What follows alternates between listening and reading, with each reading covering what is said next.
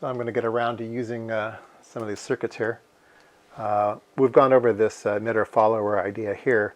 You can also use it with an FET transistor. I'm going to be using a 2N7000. And previously I was using a 2N2222.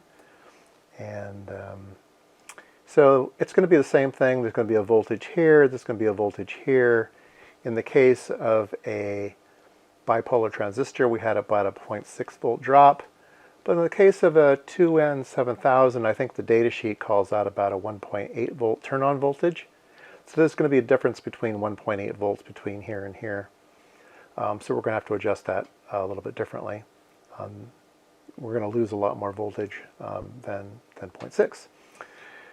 The nice thing about the FETs is the input resistance is very, very high in the megohms. So it should, no matter what happens over here, it shouldn't touch it. It shouldn't affect that circuit. So this is the circuit that I'm going to build, or have built actually. It's a 1K, and we're going to get 9 volts here. I'm going to put that into a 10K pot.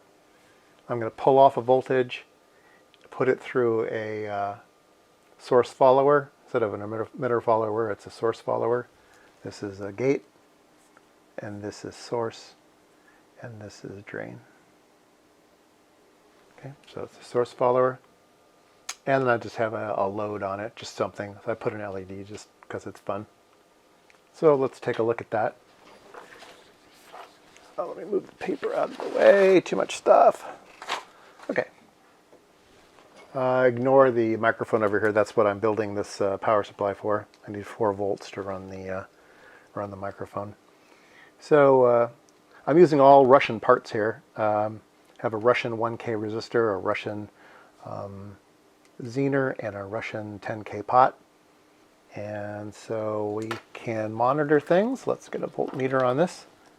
I'll put a voltmeter on ground and on the 9 volts. And we'll hook up our 12 volts here. And let's take a look to see how we're doing. We are at 8.6 and very, very stable as it was before. A little bit of noise here or there. So let's go back here. We'll look at the output, which is the output of the potentiometer. Let's see, the output of the potentiometer. I need a little piece of wire here so I can measure that. So we're gonna measure here, and we have about 5.7 volts. So I can adjust the potentiometer to change that voltage.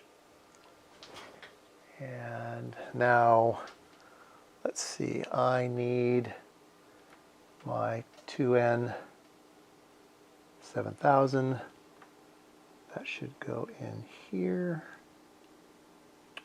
See here, that should go in here. There we go. LED lit up. So let's measure the output of the source follower.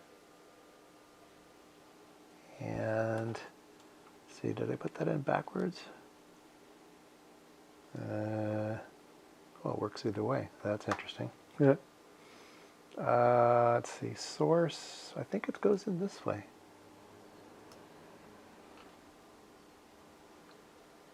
There we go. I'm not quite sure why it worked in backwards. I'll have to think about that one. But we're measuring 4 volts in the output. So very nice. So our source follower, I can reach over here and I can change the potentiometer, and I can make that voltage go up, or I can make that voltage go down, or I can adjust it to about 4 volts. Doesn't have to be real accurate, but why not? 3.996 should be good. So it's nice and quiet, which is what I want. I think this is a condenser microphone. it has an FET, I believe, inside of it. So you need to bias it at 4 volts. I don't remember the data sheet now, but there's some range of voltages, and 4 volts I think is a good place to be. So I can run 4 volts over to the microphone, and then there'll be an output, and see if it works.